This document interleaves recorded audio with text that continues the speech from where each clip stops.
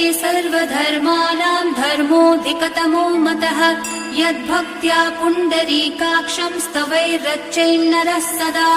परमं यो महत्तेजः परमं यो महत्तपः परमं यो महद्ब्रह्म परमं यः परायणम्। पवित्राणां पवित्रं यो मङ्गलानां च मङ्गलम् दैवतं देवतानां च भूतानां यो व्ययः पिता यतः सर्वाणि भूतानि भवन्त्यादियुगागमे यस्मिन् च प्रलयं यान्ति पुनरेव युगक्षये तस्य लोकप्रधानस्य जगन्नाथस्य भूपते विष्णोर्नाम सहस्रं मे शृणु पापभयापहम्।